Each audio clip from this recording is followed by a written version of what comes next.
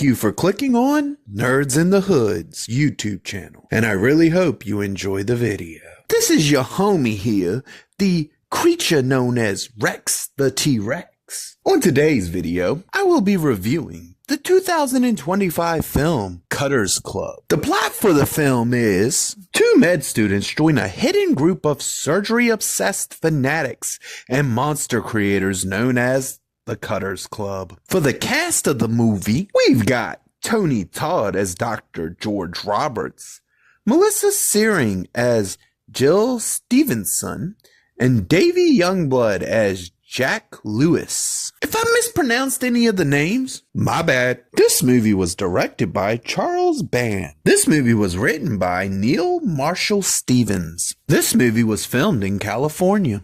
So this movie review comes with a little bit of history for the film because this one's a weird one. This film was actually made in 2005. Then the studio thought they had completely lost it, or it got burnt down or something along those lines. I can't remember the exact tenor of which, but it was one of those two things. But either way, they thought it got lost. And it turned out that it did not get lost. It did not get destroyed. It was actually sealed up somewhere. They found it and decided to go ahead and release it in 2025, which is 20 years after the movie was made. And too bad they should have just left it lost. This movie tricks you out the gate by presenting a really cool opening credit sequence that's attention grabbing and makes you kind of interested in it, and then you get to the movie. This is one of them movies where the acting is very complicated to explain, but I'm gonna try here. It goes kind of like this. Tony Todd did phenomenal. This man did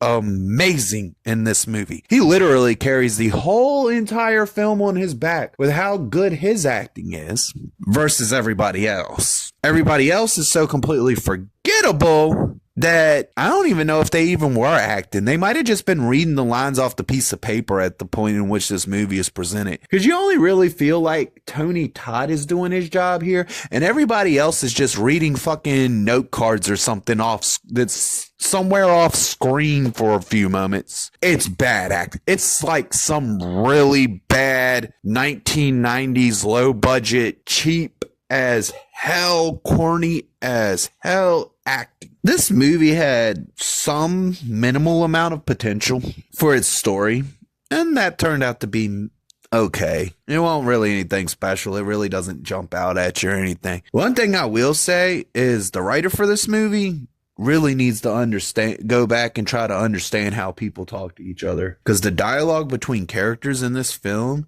is on a level of cheesy and corny and just bad. What can I say? It's horrible. It's really horrible. The delivery is even worse than the writing itself. But yeah, this movie looks just completely like the cheapest thing you've ever seen. Nothing looks like they even put any effort into it. I'm pretty sure the majority of the budget went to Tony Todd, and the man deserved it.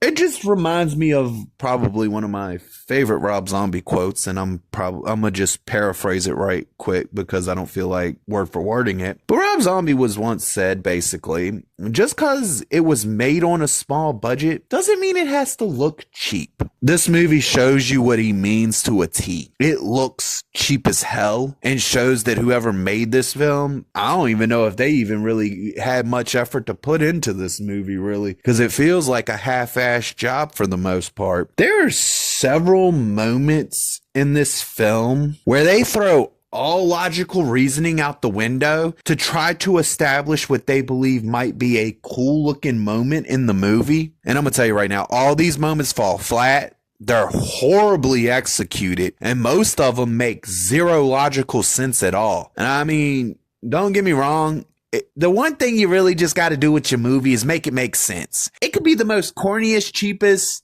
crap ever, but make it make sense, you know? Don't just slap something together and be like, we're gonna do it because it's cool. It has to make some sort of sense, you know? You don't just put a scene together and decide it's a closed room, let's have some wind magically blow their hair. How the fuck does that work? What the hell are y'all doing? And this movie has several stupid ass moments like this that aren't even really entertaining. They're just painstakingly bad. This movie does have a monster in it. Don't think they don't. There is a monster in it. And the design for that monster is actually pretty cool. And realistically, the scenes with the monster in it are also not horrible. They still look cheap as hell, but can't get around that one. But the thing is that that's the only other thing good in this movie. You had a good monster design and Tony Todd. That's it. It really makes you wonder if this movie would have really just been better off staying lost media. You know, it's one of them ones where when you see it, you're like, did we really need this to be in the public? Did we? This movie has